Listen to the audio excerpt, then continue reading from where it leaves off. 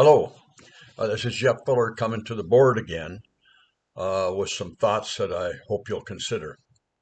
The first is a way of reflecting on the last few weeks.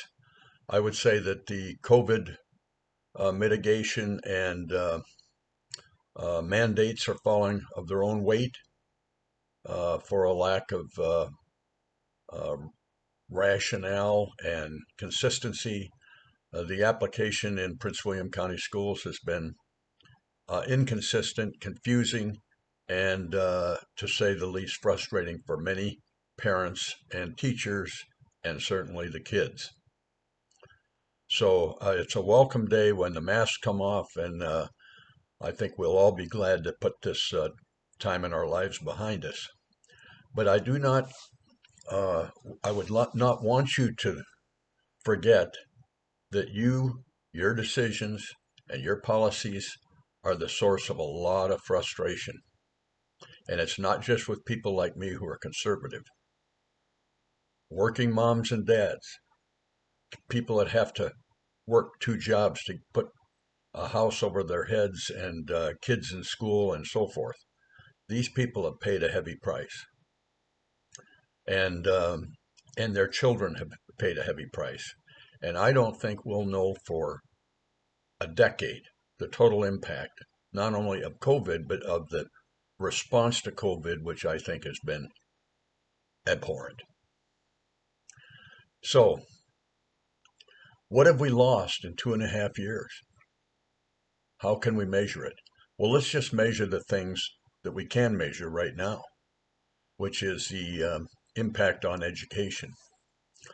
I looked at Virginia Department of Education data. It turns out that between the year 2018 to 19 through 2021, the statewide loss in average pass rate for all students was 21%. 21%. Prince William County suffered 1% less pain. That's 20% failure or decrease in pass rate for all students. In English, mathematics, and science, the Prince William County schools did at least a little better than statewide schools. But that's the middle of the pack. That's not the best. So one can't rest on one's laurels with such a performance as average. I looked at the data across the state for all schools versus Prince William County. And it turns out that, as I said, about average across in comparison with all other school divisions. However, for Asian students, the decrease in performance was significant, between 3 and 6% greater deviation from previous performance than the average Asian kids across the state. I think that's troubling, and I would be curious to know why that is. In addition, for Hispanic kids, they dropped 6% and 3% more than their peers across the state in mathematics and science, respectively. I think that bears some wondering about. You're in the process of doing a budget. I've had an interesting conversation with a couple of the school board members, and since I said two, that means at least one of them was not a conservative. And I basically am asking you to please back up on this approach that you have. And I'm not saying this is unusual, that you have an unusually bad approach, but it's time to get creative here. And what I would ask you to do is look at return on investment for your how much you're spending per student and what kind of return you're getting. Well, let's just look at the return that I could easily pull up in an hour. The average pass rate for 2021 for Prince William County was 56% for all students. The average cost in Prince William County was $11,757 in 2020. I'm using 2020 for a reason. So we so that was the lowest price per student of the four counties I compared, which was Prince William, Loudoun, Fauquier, and Fairfax. When you compare the costs and the amount, the average pass rate, it turns out that Prince William County is more efficient and getting better return on investment by a fairly significant amount compared to the other three neighboring counties. That's something to be proud of.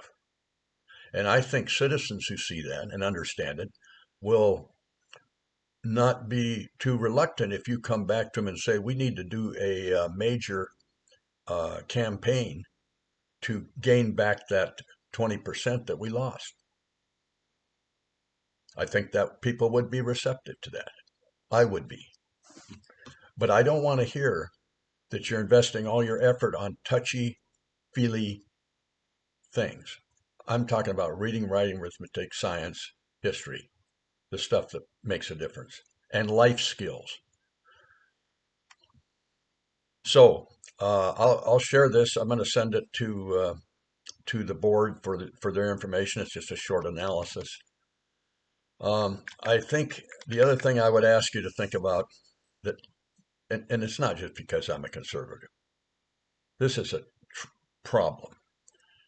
The concept of restorative justice, which is tearing our country apart, by the way, and causing gross increases in crime across the country, is not doing our students, regardless of their experience, background, race, color, creed, or whatever, any favors. A kid who acts out and is basically goes from sexual assault to unwanted touching, whatever that means, gets a strong message from the system that, hey, you can get away with this stuff. On the outside, you'd be in jail, but here in school, you can get a 1-day suspension and drive on. Now we know what happened in Loudoun County. That was an earthquake. We've had at least one case that I know of publicly, and I know of another case that I can't talk about because the parents don't want to share it. They don't want to share it, and for obvious reasons. Now that's just me, one guy walking around here in Prince William County. So this restorative justice system and approach comes out of the ivory towers of critical theory. You know it, and I know it, and it's not doing anybody any favors. And I can tell you for sure, I've heard this from teachers, it turns the classroom into a battleground where they have no control. There's no consequence. And then finally, the only thing I want to leave you with is this whole strategic plan of Dr. McDade's that introduces CASEL and SEL. These are practices that are established by critical race theory practitioners, or critical theory practitioners to be more generic. The focus of the education system goes from knowledge and skills to feelings. Doing what feels good has never in history led to a creative, disciplined, and competitive society. Can you please, board, arrange for a robust discussion of these approaches to education? And let's peel the onion back and find out if they will stand on their own 2 feet, or is this, as I think it is, a product of the hardcore academic left that's been driving down into our school systems with disastrous effect, I might add. So thank you for listening. I hope this next couple of weeks opens the door and opens the light for Prince William County schools and students and teachers. Thank you.